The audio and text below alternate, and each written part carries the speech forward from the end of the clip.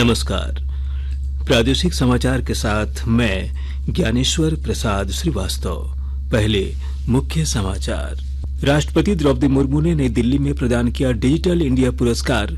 कहा, डिजिटल तकनीक से सुदूर इलाकों तक पहुंचना हुआ आसान।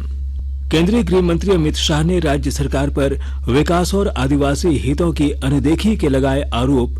चाईबासा में राज्य के सभी 14 लोकसभा सीटों पर जीत का लिया संकल्प।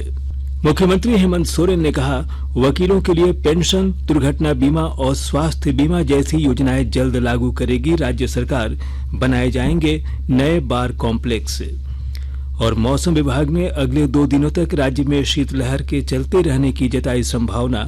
रात के तापमान में आ सकती है और गिरावट।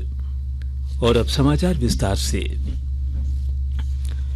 राष्ट्रपति द्रौपदी मुर्मू ने आज नई दिल्ली में डिजिटल इंडिया पुरस्कार 2022 प्रदान किया और सभी विजेताओं को बधाई दी। इस मौके पर उन्होंने कहा है कि डिजिटल तकनीक ने सरकार के लिए दूरस्थ इलाकों तक पहुंचना आसान बना दिया है।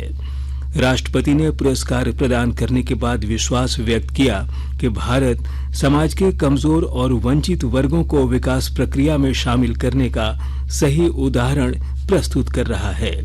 उन्होंने कहा कि डिजिटल नवाचार का मुख्य उद्देश्य सामाजिक न्याय होना चाहिए।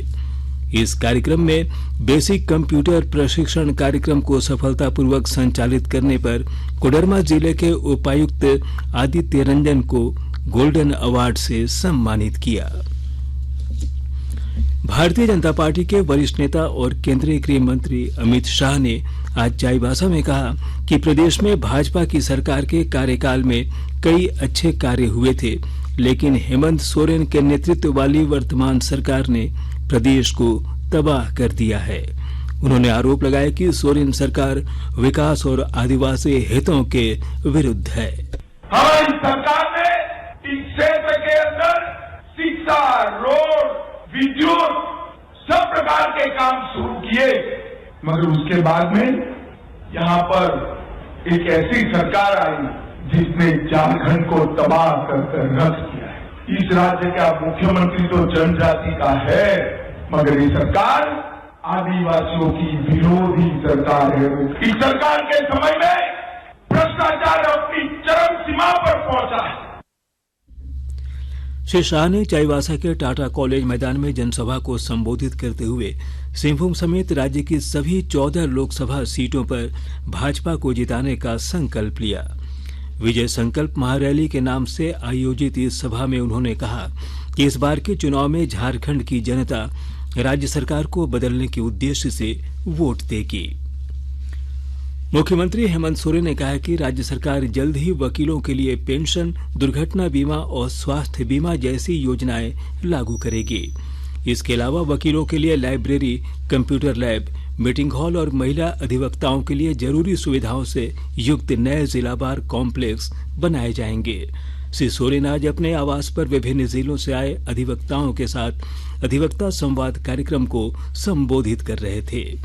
इस अवसर पर मुख्यमंत्री ने कहा कि राज्य सरकार अधिवक्ताओं के लिए जल्द ही प्रोटेक्शन एक्ट भी लाएगी। उन्होंने बढ़ाए गए कोर्ट फी पर भी जल्द निर्णय लेने का आश्वासन दिया। इस महीने की 23 जनवरी को नई दिल्ली के जवाहरलाल नेहरू स्टेडियम में सैन्य टैटू और आदिवासी नृत्य महोत्सव आदि शौर्य पर्व पराक्रम का आयोजित किया जाएगा। रक्षा मंत्रालय ने कहा है कि 2 दिन चलने वाले उत्सव में सशस्त्र बलों के शौर्य और भारत की जनजातीय संस्कृति के विशिष्ट सौंदर्य का प्रदर्शन किया जाएगा। रक्षा मंत्रालय और जनजातीय कार्य मंत्रालय इस महोत्सव का आयोजन संयुक्त रूप से कर रहे हैं। स्वच्छ भारत मिशन ग्रामीण के तहत चल रहे कार्यों के निरीक्षण के लिए अधिकारियों के एक दल ने खूंटी जिले का दौरा किया। विस्तृत ब्यौरा दे रही हैं हमारी खूंटी संवाददाता। स्वच्छ भारत मिशन ग्रामीण के संयुक्त सचिव सह निर्देशक श्री इंद्रदेव मंडल एवं SLWM समन्वयक द्वारा खूंटी जिले का दौरा किया गया। स्वच्छ भारत मिशन ग्रामीण फेज 2 के तहत गोबर गैस प्लांट के लिए चयनित ग्राम माहिल में यूनिट का निरीक्षण किया गया। साथ ही इस दौरान उन्होंने किए जा रहे कार्यों का अवलोकन किया एवं विभिन्न बिंदुओं पर समीक्षा कर कार्य प्रगति की जानकारी प्राप्त की। इसी कड़ी में जिला परिषद सभागार में ओडीएफ प्लस विषय पर आयोजित कार्यशाला में राज्य के SLWM समन्वयक संजय पांडे द्वारा SBM फेज 2 के साथ विभिन्न विषयों पर विस्तार से जानकारी साझा की गई। ज्योत्सना शीला, आकाशवाणी समाचार, खूंटी। आकाशवाणी के ताजा तरीन समाचारों के लिए आप हमारी वेबसाइट newsonair.com पर लॉग इन कर सकते हैं। ताजा समाचार Twitter handle @AIR news alerts और Facebook page All India Radio News पर भी उपलब्ध है।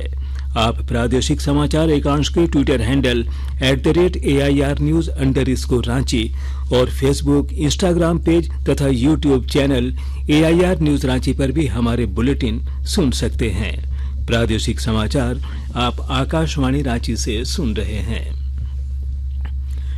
देवघर जिले की पुलिस ने बीते 1 जनवरी को श्यामगंज रोड पर एक दुकान में हुई गोलीबारी के मामले में 6 अपराधियों को गिरफ्तार किया है।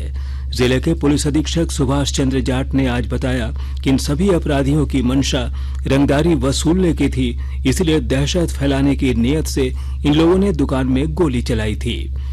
इधर हजारीबाग जिले की कोर्रा थाने की पुलिस ने 24 घंटे के अंदर हत्या के एक मामले में आरोपी को गिरफ्तार कर जेल भेज दिया है। सदर पुलिस उपाधीक्षक महेश प्रजापति ने आज बताया कि 5 जनवरी को एक विवाद के बाद दोस्त ने ही इस हत्या को अंजाम दिया था।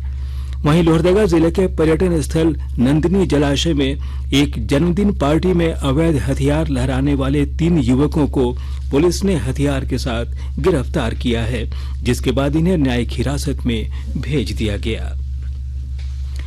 धनबाद स्थित खान सुरक्षा महानिदेशालय DGMS आज अपना 122वां स्थापना दिवस मना रहा है।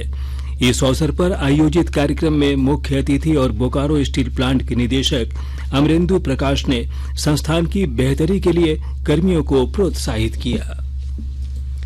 उत्तर पश्चिमी यूरोप के देश बेल्जियम से आए 24 छात्र छात्राओं के एक दल ने आज लोहरदगा जिले के उपायुक्त डॉक्टर वाघमारे प्रसाद कृष्ण से मुलाकात की और जिले में चल रहे विकास कार्यों की जानकारी ली। छात्र छात्राओं का यह दल 2 दिनों तक लोहरदगा में रहेगा और विभिन्न कार्यक्रमों में भाग लेगा। 10 से 12 फरवरी तक कजाकिस्तान में होने वाली 10वीं एशियाई इंडोर एथलेटिक्स चैंपियनशिप के लिए झारखंड की एथलीट सपना कुमारी का चयन भारतीय टीम में हुआ है। भारतीय एथलेटिक्स महासंघ ने 26 सदस्यों वाली भारतीय दल की घोषणा कर दी है। इधर रांची के खेलगांव स्थित बिरसा मुंडा एथलेटिक्स स्टेडियम में आज से 2 दिवसीय ग्रामीण खेलकूद प्रतियोगिता की शुरुआत हुई, जिसमें 12 जिलों से 375 खिलाड़ी शामिल हो रहे हैं। इस प्रतियोगिता में बेहतर प्रदर्शन करने वालों को राष्ट्रीय प्रतियोगिता में शामिल होने का मौका मिलेगा। मौसम विभाग ने राज्य में चल रहे शीतलहर के अगले 2 दिनों तक जारी रहने की संभावना जताई है। रांची स्थित मौसम केंद्र के वरीय वैज्ञानिक अभिषेक आनंद ने बताया कि 13 जनवरी तक सुबह में कोहरे के बाद आसमान के साफ रहने की संभावना है। हालांकि इस दौरान 9 से 11 जनवरी के बीच रात के तापमान में 2 से 3 डिग्री सेल्सियस की कमी आ सकती है। और अब संक्षिप्त खबरें। जामताड़ा जिले के सभी प्रखंडों में security and intelligence services SIS के सुरक्षा कर्मी के रूप में भर्ती होने के लिए बेरोजगार युवाओं के पंजीयन के लिए एक शिविर का आयोजन किया जाएगा। पलामू जिले के उपायुक्त ए डोडे ने बिना सूचना दिए अनुपस्थित रहने वाले शिक्षकों को निलंबित करने की चेतावनी दी है। बैठक में कार्य में लापरवाही बरतने के आरोप में उपायुक्त ने पाटन के प्रखंड कार्यक्रम अधिकारी और जपला के लेखापाल की संविदा आधारित सेवा समाप्त कर दी। और अब अंत में मुख्य समाचार एक बार फिर। राष्ट्रपति द्रौपदी मुर्मू ने नई दिल्ली में प्रदान किया डिजिटल इंडिया पुरस्कार। कहा, डिजिटल तकनीक से सुदूर इलाकों तक पहुंचना हुआ आसान। केंद्रीय गृह मंत्री अमित शाह ने राज्य सरकार पर विकास और आदिवासी हितों की अनदेखी के लगाए आरोप। चाईबासा में राज्य के सभी 14 लोकसभा सीटों पर जीत का लिया संकल्प। मुख्यमंत्री हेमंत सोरेन ने कहा, वकीलों के लिए पेंशन, दुर्घटना बीमा और स्वास्थ्य बीमा जैसी योजनाएं जल्द लागू करेगी राज्य सरकार। बनाए जाएंगे नए बार कॉम्प्लेक्स। और मौसम विभाग ने अगले 2 दिनों तक राज्य में शीतलहर के चलते रहने की जताई संभावना। रात के तापमान में आ सकती है और गिरावट। इसके साथ ही आकाशवाणी रांची से प्रादेशिक समाचार का ये बुलेटिन समाप्त हुआ। नमस्कार।